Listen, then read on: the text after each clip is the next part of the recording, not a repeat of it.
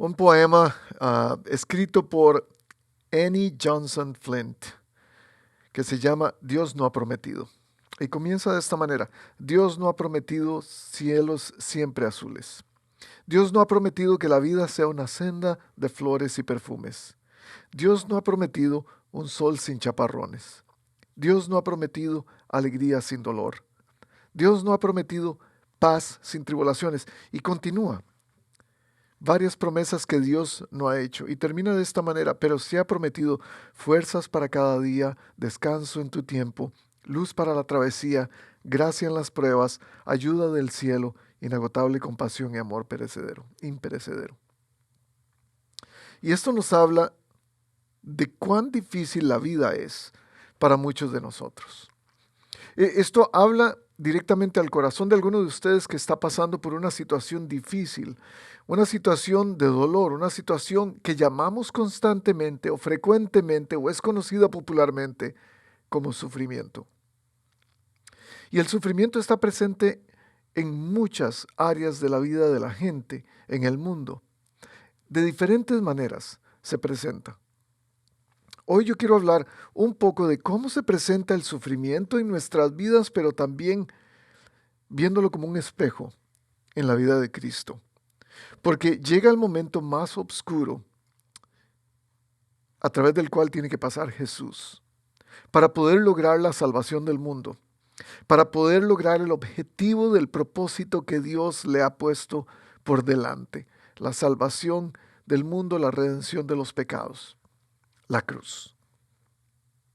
Hoy estamos en Juan capítulo 19 y vamos a leer del versículo 17 hasta el 37, la escena más terrible, más desgarradora, la escena más lúgubre de la vida de Jesús, que es su paso a la muerte. Juan capítulo 19, de los versículos 17 al 37. Bienvenidos a todos los que están viéndonos en este momento. Es un placer estar con ustedes este día compartiendo la palabra de Dios. Comenzamos con el texto. Y dice: Jesús salió cargando su propia cruz hacia el lugar de la calavera, que en hebreo se llama Gólgota.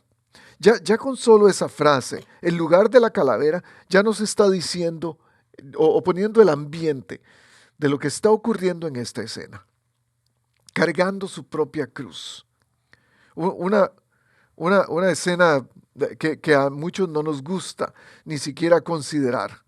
El tener que cargar nuestra cruz, el tener que llevar sobre nuestros hombros algún tipo de dolor, sabiendo que se va a convertir en nuestra posible mente. Estoy pensando en los pacientes con enfermedades terminales. Estoy pensando en las personas que ven el fin enfrente de ellos en algún momento de su vida. La primera cosa de la cual hoy quiero hablar con ustedes es de cómo se presenta el sufrimiento. Y el sufrimiento tiene diferentes presentaciones, si usted quiere verlo de esa manera. Hoy quiero hablar de algunas que tal vez usted va a identificarse con ellas, porque fue la manera como Cristo se identificó con ellas. Salió cargando su propia cruz. El dolor y el sufrimiento muchas veces se presenta como cargas. Cargas que llevamos en nuestros hombros. Cargas que muchas veces son insoportables. Jesús es guiado a través de las calles más públicas de Jerusalén en compañía de otros dos criminales. Los tres posiblemente cargando su cruz. No necesariamente la cruz, era posiblemente el madero horizontal. Y es que todos cargamos con algo. Todos llevamos algo sobre nosotros, un peso que se nos dio y tal vez nosotros no escogimos. Un peso que encontramos a lo largo de la vida, que apareció a lo largo de la vida. Pero de alguna otra manera hay un peso o cargamos un peso que nosotros mismos hemos escogido, un sufrimiento que nosotros mismos nos hemos apropiado de él por nuestras acciones, por lo que hemos hecho. Y yo no sé cuál es su carga hoy. ¿Cuál es la carga que lleva sobre sus hombros hoy? Tal vez es un peso que se hace imposible soportarlo solo. En algunos de los otros evangelios dice que un hombre ayudó a Jesús a llevar la carga de la cruz. Este es parte de lo que hace el Dios que sufre. Él lleva el dolor con nosotros, porque sabe que necesitamos ayuda para cargar nuestro peso. Sabe que necesitamos la comunidad de gente, un grupo de personas que nos van a ayudar a cargar el peso. Gente que nos va a hacer el camino más sencillo, cargándolo. Necesitamos humildad también para que alguien nos ayude. Necesitamos disposición de que alguien nos ayude. Hoy quizás alguien detrás de esta cámara está cargando un peso demasiado grande que no puede soportar. Un peso que se hace imposible quizás para usted. El dolor se presenta como una carga. Versículo 16, allí lo crucificaron. Y con él a otros dos, uno a cada lado y Jesús en medio. Los otros evangelios dicen que estos dos eran ladrones, eran criminales. Jesús tratado como uno de ellos. Otra manera de cómo el sufrimiento se presenta es como acusaciones. Somos acusados de ser lo que no somos. Algunos somos acusados de ser lo que sí somos, pero es parte del sufrimiento. El sufrimiento de saber que alguien o se dio cuenta quiénes somos o alguien nos está acusando de algo que nosotros no somos. Y somos etiquetados. Algunos somos etiquetados de manera injusta. Jesús llevó el estigma de un bandido. Dice Isaías 53:12, derramó su vida hasta la muerte y fue contado entre los transgresores, entre los malhechores. Juan no nos da detalles de toda la crucifixión, porque sus lectores ya sabían de qué se trataba la crucifixión. ¿Para qué dar todos los detalles orgánicos y sangrientos de lo que se trata? Pero él nos da detalle de que Jesús fue crucificado en medio de ladrones. El peso que llevas posiblemente es tan grande y se hace aún más grande porque además del peso llevas una etiqueta encima. ¿Cuál es la etiqueta que te han dado y por la que estás sufriendo? ¿Es una etiqueta de familia, del pasado? ¿Es una etiqueta por la manera como te ves, por la manera como haces las cosas? ¿Cómo es que te trata la gente? ¿Cómo te mira la gente? ¿Y en qué casilla te ha puesto la gente? ¿Qué tipo de etiqueta te han dado? ¿Qué te hace sufrir? Pilato, versículo 19, mandó que se pusiera sobre la cruz un letrero en el que estuviera escrito Jesús de Nazaret, Rey de los Judíos. Esto habla de cómo Jesús no fue entendido por su pueblo. Él no quería ser el rey de los judíos que los judíos querían. Él quería ser el rey de los judíos que Dios quería para ellos. Otra manera como el sufrimiento se presenta es como malinterpretación. La gente nos malinterpreta. La gente piensa que somos algo diferente de lo que hemos dicho, pero no tenemos cómo controlar eso. Es cuando nadie nos entiende, cuando sentimos que nadie entiende qué es lo que estamos diciendo. Si usted es adolescente, usted puede identificarse con esto, porque usted piensa que sus padres no lo entienden. Si usted es padre, usted sabe de lo que estoy hablando, porque usted siente que sus hijos no lo entienden. No entienden lo que usted está diciendo. Si usted es su esposo o esposa que tienen conflictos, usted entiende lo que estoy diciendo, porque hay malas interpretaciones de todo tipo. Si usted es empleado, en cualquier relación que tengamos, y eso nos hace sentir tan solos. Y eso nos hace sentir tan separados. Esta malinterpretación lleva a otros a burlarse de nosotros y nos ponen títulos. No solo nos ponen etiquetas, pero por la malinterpretación que nos dan, nos ponen un título que no merecemos. Y sigue diciendo, muchos de los judíos, versículo 20, muchos de los judíos lo leyeron. el título en la cruz, porque el sitio en que crucificaron a Jesús estaba cerca de la ciudad. El letrero estaba escrito en hebreo, latín y griego. Si la malinterpretación es un elemento a través del cual el sufrimiento se presenta, también está la burla. Nos sentimos burlados, sentimos que la gente no nos trata como deberíamos ser tratados. Hay un dicho en nuestros países latinoamericanos: pueblo pequeño, infierno grande. Toda la gente sabe, toda la gente chismea.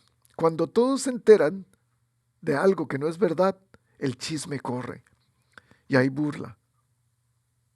Y la gente nos conoce por una etiqueta que llevamos, porque nos han malinterpretado, nos han puesto una etiqueta, entonces se burlan de nosotros. Y es ahí cuando estamos en la soledad más oscura, porque nadie entiende el dolor que eso significa. Nadie entiende lo que significa ser burlado por cómo me miro, por cómo me veo. Y nos sentimos que nadie entiende, aunque tal vez no es así. Es difícil entender lo que siente alguien cuando recibe burlas por su manera de hablar, por su nacionalidad, por su manera de caminar. O solamente recibir una burla por el tipo de familia en la que naciste. No escribas rey de los judíos, le dijeron los sacerdotes judíos. Era él quien decía ser el rey de los judíos. Lo escrito y lo que escrito está, contestó Pilato. Cuando los soldados, versículo 23, crucificaron a Jesús, tomaron su manto y lo partieron en 4 partes, una para cada uno de ellos. Tomaron también la túnica, la cual no tenía costura, sino que era de una sola pieza, tejida de arriba a abajo. Esto hay que entenderlo claramente. El manto que tenía Jesús era más bien como su ropa interior de alguna manera. Era una prenda que no era muy costosa. La túnica, esto es diferente. La túnica era un regalo especial, posiblemente de su madre, para los primogénitos. Era algo que lo hacía especial. Era algo que daba a entender quién él era de alguna manera. Él era el hijo de su mamá, el primogénito de su mamá. Y esta era la que tenía algo de valor. No le dividamos, se dijeron unos a otros. Echemos suertes para ver a quién le toca. Y así lo hicieron los soldados. Esto sucedió para que se cumpliera la escritura que dice: se repartieron entre ellos mi manto y sobre mi ropa echaron suertes. Esto está en el Salmo 22, versículo 18. El sufrimiento también se presenta como despojo. De algo nos han despojado en la vida. Algo nos ha sido quitado en la vida. Puede ser identidad, puede ser bienes, puede ser la inocencia, puede ser la libertad, pueden ser tantas cosas. Hoy en día es el tema popular. Algo se nos ha quitado y nos sentimos despojados porque ya no lo tenemos. Y entonces hay una parte de nosotros que pierde algo. Y sentimos que nos falta algo porque no lo tenemos. En la vida del ser humano, esa parte, ese espacio vacío que queda, es llenado con muchas otras cosas que parecen llenarlo, pero que al fin y al cabo no llevan a ningún tipo de contentamiento ni felicidad. Es un hoyo, un hueco del tamaño de Dios, que es muy difícil de llenar si no lo llenamos con Él mismo, con Dios mismo. El sufrimiento se presenta como despojo, como algo que nos falta. Junto a la cruz de Jesús, dice el 25, estaba su madre, la hermana de su madre, María, la esposa de Cleofas, y María Magdalena. Eran mujeres que lo seguían. Cuando Jesús vio a su madre y al discípulo a quien él amaba a su lado, dijo a su madre: mujer, ahí tienes a tu hijo. Luego dijo al discípulo, ahí tienes a tu madre. Y desde aquel momento ese discípulo la recibió en casa. Este es un ejemplo del despojo. Nos vamos a tener que despojar de relaciones y eso nos hace sufrir. ¿Cuánta gente ya no está en su vida? ¿Cuántos familiares han muerto? ¿Cuántos amigos te han dejado? ¿Cuántas relaciones han estado rotas? Hemos sido separados de gente que amamos a través de nuestra vida y eso nos hace sufrir. Jesús lo entiende perfectamente. No es solamente su madre de quien se está despojando, de quien se está separando. Es también de su Padre Celestial. A la hora de su muerte, él grita desesperadamente, Elí, Elí, lama sabactani. Padre, Padre, ¿por qué me has desamparado? Jesús entiende el sufrimiento de la separación. Y entonces se nos relata cómo muere Jesús. Después de esto, como Jesús sabía que ya todo había terminado, como sabía que ya todo había terminado, y para que se cumpliera la escritura dijo, tengo sed. Había allí una vasija llena de vinagre, así que empaparon una esponja en el vinagre y la pusieron en una rama de hisopo y se la acercaron a la boca. Al probar Jesús el vinagre, dijo de nuevo, todo se ha cumplido.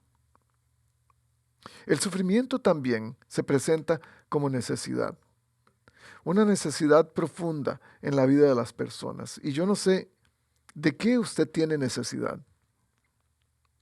Todos tenemos una necesidad en la vida. A veces la necesidad es física. En este caso de Jesús era física. Tengo sed. Además de todo el dolor físico que estaba llevándose a cabo en su cuerpo, en cada célula de su cuerpo, toda la sangre que había perdido, la carne que estaba expuesta. Él dice, tengo sed. Puede ser una necesidad material, no necesariamente física. Y es algo que te hace falta materialmente. Dinero, hogar, ropa, un elemento de la vida diaria que necesitas, una herramienta. No sé, todos tenemos alguna necesidad y esa necesidad causa sufrimiento. Algunas veces esas necesidades son tan extremas y se llama pobreza, que este mundo está lleno de ello. A través de todo este sufrimiento, todas estas presentaciones del sufrimiento, dice el versículo 30, luego inclinó la cabeza y entregó el espíritu. Era el día de la preparación de la Pascua. Los judíos no querían que los cuerpos permanecieran en la cruz en sábado, por ser este un sábado muy solemne. Un cuerpo en una cruz significaba impureza. Así que pidieron a Pilato ordenar que quebraran las piernas de los crucificados y bajaran sus cuerpos. Fueron entonces los soldados y quebraron las piernas al primer hombre que había sido crucificado con Jesús y luego al otro. Pero cuando se acercaron a Jesús y vieron que ya estaba muerto, no quebraron sus piernas. Voy a volver a esto más adelante en algún otro sermón. Pero esto me lleva a varias conclusiones. Las piernas les eran quebradas a los moribundos en la cruz por una razón muy obvia, muy física. Porque había un tabique en la cruz donde ellos podían sostenerse con sus pies para mantener sus pulmones llenos de oxígeno, pero a la hora de dejar caer su cuerpo y sus brazos estar en la posición donde estaban, los pulmones están comprimidos y es más difícil llevar oxígeno a ellos y entonces van a colapsar hasta morir. Con Jesús no pasa esto. Él ya estaba muerto. ¿Qué lo mantenía colgado en la cruz? Los clavos. Ese es el gran símbolo del dolor de Cristo. Los clavos. Sino que uno de los soldados dice, le abrió el costado con una lanza y al instante brotó sangre y agua. No bastaba solamente los clavos, pero también un soldado le abrió el costado. Y el sufrimiento se presenta a través de heridas también. Siempre hay cosas que nos hieren profundamente, ya sea emocionalmente, ya sea psicológicamente, ya sea espiritualmente o físicamente.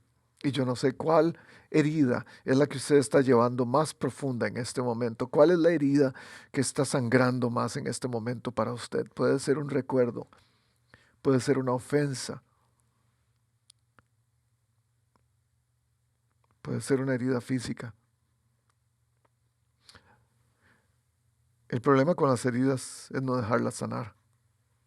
Es que no puedan sanar. El problema con las heridas es mantenerlas abiertas, porque eso trae infecciones y hace la situación todavía peor, el sufrimiento todavía más difícil. Cuando las heridas, es cuando las heridas se convierten en cicatrices que podemos decir que ya sanaron, pero antes es sufrimiento, es dolor, es exposición a otras infecciones. Estoy hablando en todos los términos, porque una herida emocional que no ha sido sanada está abierta a traer más problemas a nuestra vida. El que lo vio ha dado testimonio, dice Juan, hablando de sí mismo. Ha dado testimonio de ello y su testimonio es verídico. Él sabe que dice la verdad para que también ustedes crean. Estas cosas sucedieron para que se cumpliera la escritura, no le quebrarán ningún hueso. Y como dice la escritura, mirarán al que han traspasado. Y ahí termina nuestro relato. La última cosa que tenemos que decir al sufrimiento, con respecto al sufrimiento, es que se presenta como muerte. Y Jesús lo da todo. Y cuando pensamos en muerte, pensamos en la pérdida de todo. Ya no hay vuelta atrás. El fin. Hay dos clases de mal que causan sufrimiento en el mundo. Está el mal natural, que es el mal que ocurre a través de enfermedades, desastres naturales, cosas que no podemos controlar del todo. Y usted entiende eso, porque hay cosas que ocurren que nosotros no podemos controlar, que nadie hizo que ocurrieran. Es esa enfermedad que apareció de repente. Es el tifón que azotó alguna isla. Es el terremoto que azotó a mi querido país de Costa Rica en algún momento. Ese es el mal natural.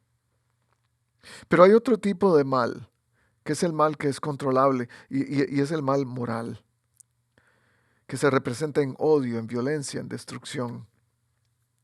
La combinación de ambos producen accidentes, malas praxis en los hospitales e injusticias en las cortes.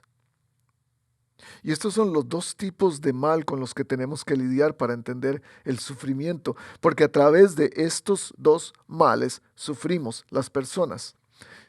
Y el problema es gente, no tenemos una solución para el sufrimiento. Y cuando esto ocurre, cuando cualquiera de los dos males llegan a nuestra vida y no tenemos solución para el sufrimiento, nos tenemos que hacer una pregunta. ¿Dónde está Dios? Si Él es amoroso, ¿por qué permite tanto dolor en el mundo? ¿Dónde está en medio de mi dolor? ¿Dónde está en medio de mi sufrimiento? ¿Por qué permite que esto me esté ocurriendo? Hay mucha teología que cubrir en este campo, en esta rama, y podemos hablar de muchas cosas diferentes. Pero yo creo que en lugar de meternos en toda la teologización del asunto, yo creo que nos podríamos evocar en el resto del tiempo que tenemos a pensar cómo podemos entender el sufrimiento de la manera como Jesús lo ve. Y esa es nuestra meta. ¿Cómo vamos a ver el sufrimiento como Jesús lo ve?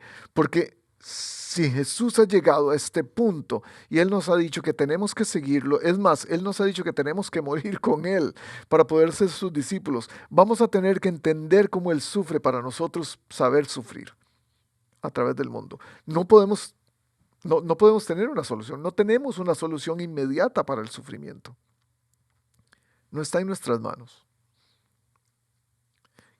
¿Qué hacemos con el sufrimiento? ¿Cómo lo entendemos? 3 cosas para entenderlo. La primera, el sufrimiento nos ayuda a comprender el discipulado. Nos ayuda a cómo seguir a Cristo, cómo ser sus discípulos, cómo ser sus seguidores. Un discípulo significa eso, ser seguidores. Los cristianos están llamados a una vida que implica sufrimiento. No estamos exentos del sufrimiento. Específicamente llevar la cruz y obedecer, porque ambos implican sufrimiento. Mateo 16:24 dice, si alguno quiere venir en pos de mí, este es Jesús, niéguese a sí mismo, tome su cruz y sígame. La idea de ser discípulos de Cristo, que implica una vida sin dolor, una vida libre de sufrimiento, es una fantasía de cuentos de hadas. Eso no existe. La primera lección de Pablo en el esfuerzo misionero fue esta, en Hechos capítulo 14, versículo 22. A través de muchas tribulaciones es necesario que entremos en el reino de Dios. Esto es lo primero que nos dice el libro de Hechos. El primer esfuerzo misionero de Pablo, Pedro, Juan, Jacobo, todos los grandes apóstoles, los grandes misioneros, es a través de muchas tribulaciones es necesario que entremos en el reino de Dios. Quienes no entienden esto, quienes no ven esto, quienes no pueden comprender esta realidad, están condenados a malinterpretar el papel de Dios en medio de las dificultades y de los reveses y en medio de los problemas de la vida cristiana. Vamos a malinterpretarlo completamente si no entendemos que el cristiano está abierto para problemas y sufrimiento. Hay 3 realidades a considerar. No están en sus notas, son gratis. 3 realidades. La primera, la vida cristiana se vive entre oposición y guerra. ¿Qué quiere decir esto? Primera de Pedro 5:8 dice, Satanás ronda buscando a quien devorar.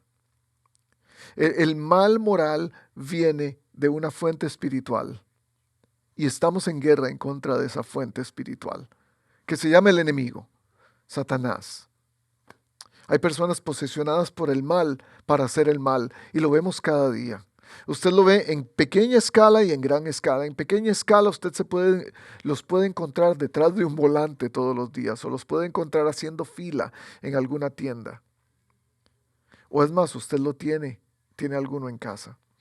A veces estamos pensando que esta guerra es solamente o está solamente representada por personas poseídas por el demonio y entendemos ese tipo de posesión románticamente como nos lo presentan las películas de Hollywood. No.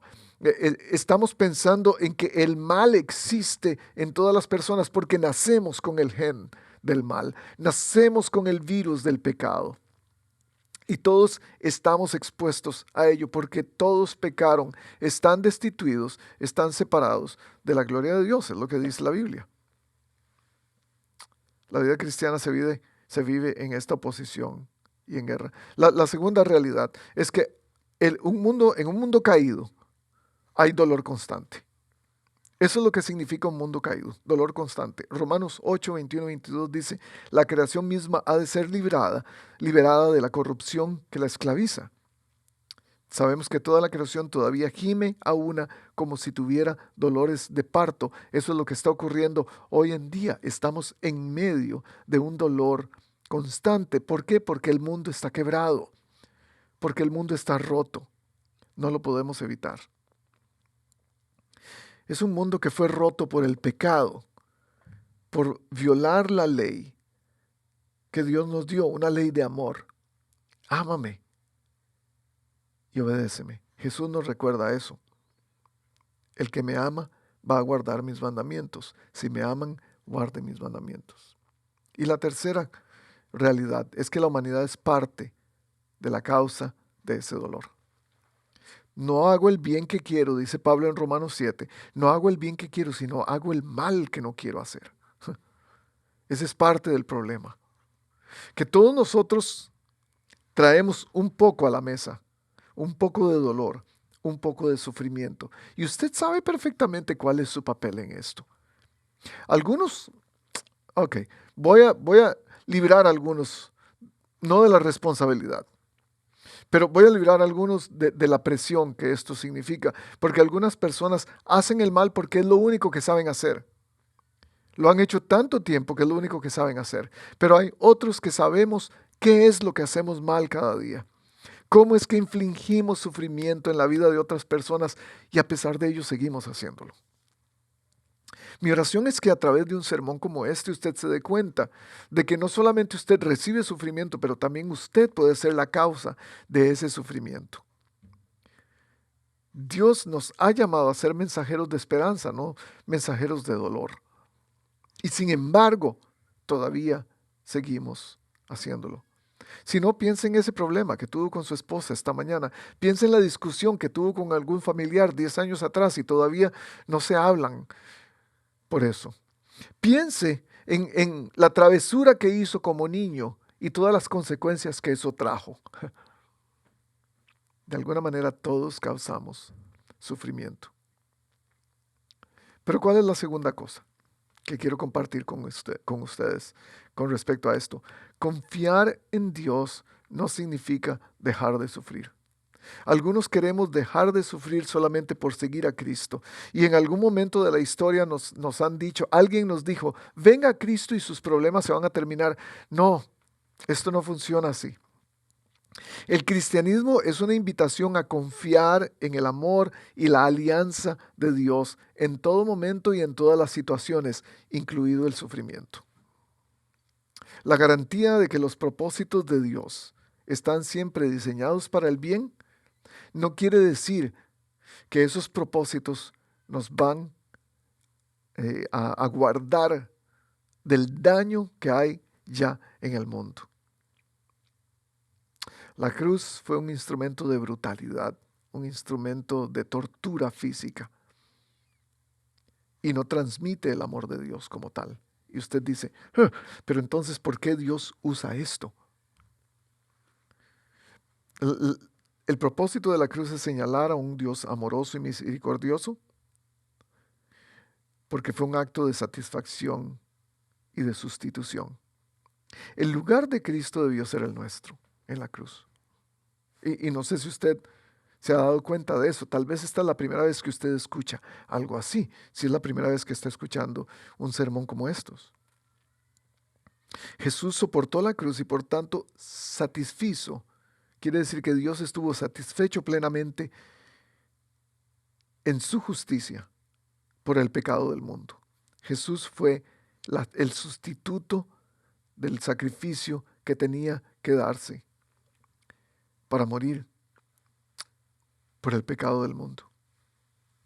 Él murió por nosotros soportando la ira que merecían nuestros pecados, dice Gálatas 2:20 y 2 Corintios 5:21. El problema entonces no es tanto el mal.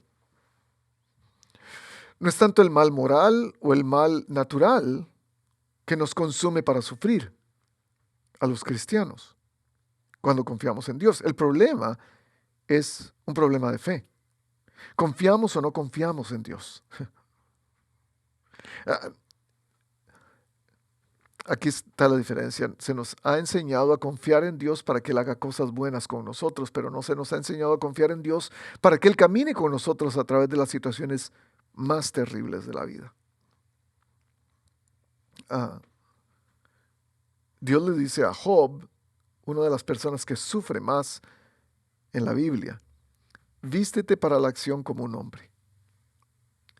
Y emplea un lenguaje militar. Y lo prepara para la batalla. Lo prepara para algo difícil. Vístete para la acción como un hombre. Y sin embargo, Job no es capaz de responder a los más grandes problemas de su propio sufrimiento. pero tiene que aprender a vivir entre una tensión de ignorancia y confiar en la bondad de Dios. Es la misma experiencia de Jesús. Él tiene que aprender a vivir confiando en Dios a pesar de su dolor. Padre, si quieres no me hagas pasar por este trago amargo, pero no se cumpla mi voluntad sino la tuya. No es que Dios iba a parar el sufrimiento de Cristo para que todo estuviera bien con nosotros. Él fue el ejemplo de cómo se vive una vida cristiana. Ahora, déjeme decir esto, porque algunos estarán pensando, entonces quiere decir que un discípulo de Cristo, que alguien que sigue a Cristo, tiene que sufrir. Y no, esa no es la idea. El sufrimiento no es un requisito para seguir a Cristo. Va a ocurrir, definitivamente, pero no quiere decir que quien no sufre o quien no está sufriendo fuertemente no sigue a Cristo. El sufrimiento en sí mismo no produce bendición, es lo que quiero decir. Solo lo hace, la bendición que el sufrimiento puede traer, solo ocurre cuando la persona que está sufriendo puede confiar y sabe confiar. Y usted me dice, no entiendo esto, está medio profundo, ¿no es cierto? Déjeme repetirlo. El sufrimiento no tiene bendición en sí mismo. Solo trae bendición cuando la persona sabe confiar. El ejemplo clásico de esto, las dos cruces al lado de Jesús. Uno de los ladrones al lado de Jesús le dice a Jesús, tú eres un farsante, ¿por qué estás ahí? Si eres Dios, bájate de la cruz. Decide no confiar. El otro decide confiar inmediatamente. Y le dice, Jesús, si solo pudiera estar contigo hoy. Y Jesús le dice, te digo de verdad que vas a estar conmigo en el paraíso hoy mismo. El sufrimiento no es una bendición en sí mismo. La confianza es la bendición que Dios nos da a través del sufrimiento. Es por eso que número 3, y para ir aterrizando, el sufrimiento nos impulsa a ser más como Cristo. ¿Qué es impulsar? Impulsar es algo que nos empuja, algo que nos manda, que nos lleva. No basta simplemente con aceptar y sonreír a las pruebas y decir, sí, Señor, yo quiero las pruebas. Y qué bonito, estoy sufriendo. Qué bien me siento porque sufro.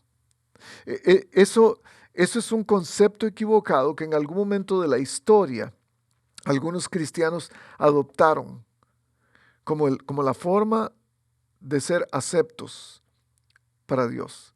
Y entonces se flagelaban a sí mismos, se hacían daño a sí mismos, torturándose, en un estado masoquista de cristianismo, que decía, si sufro más, estoy más cerca de Jesús.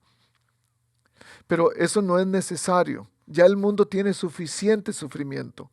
Ya usted tiene suficientes problemas en la casa, en el trabajo, en la calle. Ya usted tiene suficientes cuentas por pagar. Tiene suficientes deudas.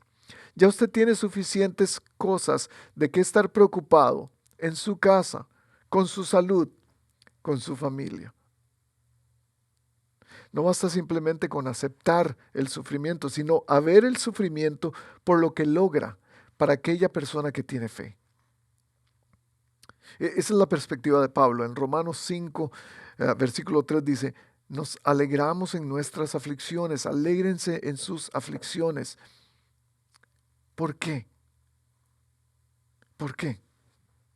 Alguien puede hacer la pregunta, ¿por qué sufren los buenos, los justos, los limpios, los santos, aquellos que quieren ser mejores personas, aquellos que quieren seguir a Cristo?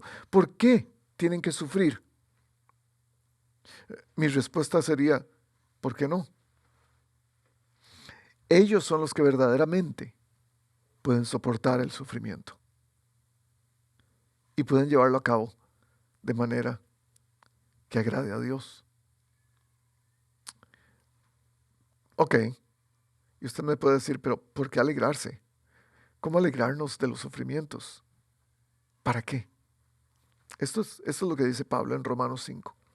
Dice, porque el sufrimiento produce paciencia y la paciencia produce carácter. Y el carácter produce esperanza y la esperanza no nos avergüenza, porque el amor de Dios ha sido derramado en nuestros corazones por el Espíritu Santo que nos ha sido dado. No se trata de masoquismo, gente, sino de ver el sufrimiento como el vehículo a través del cual podemos identificarnos con Cristo. Y Dios nos lleva a una forma pura de existencia. Y eso se llama ser hechos a la imagen de Cristo. Romanos 8:29. Después de todo esto, todavía no podemos explicar la pregunta. Pero si Dios es un Dios amoroso, ¿por qué permite tanto dolor en el mundo? Sabemos que Dios desea el bien para su creación. Por eso no hace que el sufrimiento pare de inmediato. Esto puede no tener sentido. Porque sabemos que estamos siendo formados a la imagen de Cristo y entonces pensamos, pero ¿por qué tiene que doler tanto? ¿Por qué tiene que ser tan difícil? Y queremos saber que Dios está en control, pero honestamente a veces no parece que está en control. ¿Por qué sufro tanto? ¿Por qué la cruz? ¿Por qué los bofetazos? ¿Por qué la corona de espinas? ¿Por qué los clavos? ¿Por qué las burlas? ¿Por qué el abandono? Quizás entonces estamos haciendo la pregunta incorrecta, porque estamos preguntando, ¿qué está haciendo Dios en todo esto? ¿En dónde está Dios? Si Dios es un Dios amoroso. Porque no estamos encontrando respuesta a esa pregunta. Estamos haciendo la pregunta incorrecta, siendo que el mundo está rodeado de tanta belleza y tanta basura al mismo tiempo, de tanto sufrimiento. Hay evidencia, y quizás esta es parte de la pregunta, ¿hay evidencia de que hay un Dios en quien podemos confiar en medio de tanto sufrimiento? Usted sabe la respuesta. Y tal vez eso es lo que lo ha mantenido viendo este video por todo este tiempo. En el corazón del cristianismo hay una cruz que nos hace recordar que ahí es donde muere Jesús. Y entonces podemos decir, si Él murió, nosotros también, porque Él nos manda a morir con Él. Pero ¿cómo confiar que eso es verdad? No es solo el hecho de haber muerto en la cruz, sino el hecho de que a pesar de haberlo hecho, Él también dijo que era Dios. Y esta es la cosa. Aquí está la pregunta a la que quiero llegar. La pregunta que va a cambiar, la que estábamos haciendo es, ¿dónde está Dios en todo esto? ¿Por qué Dios manda tanto sufrimiento? Si hay un Dios, ¿por qué? Esta es la pregunta. Si la evidencia apunta a que sí hay un Dios, es lo que lo ha mantenido viendo este video. Si la evidencia apunta a que Jesús era Dios en forma humana, entonces la pregunta tiene que ser otra. La pregunta tiene que ser, ¿qué está haciendo Dios en una cruz? ¿Qué está haciendo Dios en la cruz? Ese tal vez sí lo podemos comprender y responder. Yo creo que está demostrando que Él no está ausente de nuestro sufrimiento, sino que Él mismo se hizo parte del problema del sufrimiento y se identificó con nosotros. No es para darnos una pastilla del dolor y decir, ya se acabó. Pero si Jesús realmente resucitó y venció la muerte, entonces Él está abriendo otro mundo de posibilidades para nosotros. Y nos dice, este dolor, este sufrimiento, tiene esperanza. ¿Qué significa esto? El mal moral no va a quedar impune, va a ser castigado. El mal natural no va a ganar la batalla porque la muerte ya fue vencida. Esto es lo que significa esperanza para nosotros. Y es solamente cuando vemos a Jesús en nuestro sufrimiento, cuando llega la resolución. Esto es lo que dice Hebreos, capítulo 12, versículos 2 y 3. Fijemos la mirada en Jesús, el iniciador y perfeccionador de nuestra fe, quien por el gozo que le esperaba. ¿Cuál es el gozo? Es el gozo suyo y el mío. Soportó la cruz menospreciando la vergüenza que ella significaba y ahora está sentado a la derecha del trono de Dios. Así pues, consideren aquel que perseveró frente a tanta oposición, frente a tanto sufrimiento por parte de los pecadores, para que no se cansen ni pierdan ánimo. Usted ha sufrido mucho. Y ese sufrimiento en sí mismo, como tal, como puro sufrimiento, no tiene sentido. Y usted lo sabe. Lo único que sí tiene sentido es su confianza en aquel que puede vencer el sufrimiento. Y déjeme terminar con palabras de ánimo para usted que está sufriendo, para usted que está en dolor, para usted que está en ansiedad, para usted que no tiene paz, que no puede dormir, para usted que usa pastillas de dormir en la noche, para usted que usa pastillas del dolor para el día. Dice Juan, el mismo que escribió el Evangelio, dice esto, cuando encontró una visión de Cristo en una isla que se llamaba Patmos, donde él estaba preso, donde estaba desterrado, sufriendo. Ve a Cristo y dice, oí una potente voz que provenía del trono y decía, aquí entre los seres humanos está el santuario de Dios, Él habitará en medio de ellos y ellos serán su pueblo, Dios mismo estará con ellos y será su Dios. Esto es presencia, esto es relación, este es el propósito de por qué Dios nos quiere. Y es en el versículo 4 del capítulo 21 de Apocalipsis que encontramos la clave. Él enjugará toda lágrima de los ojos. Ya no habrá muerte ni llanto, tampoco lamento ni dolor, porque las primeras cosas han dejado de existir. Y eso, gente, nos da esperanza. Y algunos de ustedes dirán, sí, me da esperanza, sí, me da ánimo para seguir, pero parece que eso no es ahora mismo. Y sigo doliendo, y sigo sufriendo. ¿Y qué hago en medio de ello? En el versículo 6 de este capítulo 21 de Apocalipsis, Juan mira a Cristo de frente y Cristo le dice también a Juan, ya todo está hecho. Que son las mismas palabras que dijo en la cruz. Ya se terminó. Yo creo que de alguna manera Jesús ha terminado con el dolor y el sufrimiento. Tenemos que pasar por Él a través de este valle, pero Él nos promete una vida de eternidad sin sufrimiento, sin lágrimas. Yo creo que Él ya empezó a enjugar toda lágrima de nuestros ojos, porque en la cruz todo está hecho, todo está cumplido. ¿Usted lo cree? Ponga su confianza en Él, a pesar de su sufrimiento. Mi oración es que el sufrimiento de Cristo pueda ayudarle a entender que su vida puede ser mejor a través de ello, que usted se parece más al Hijo de Dios, con quien va a compartir la eternidad para siempre. Nos vemos la próxima.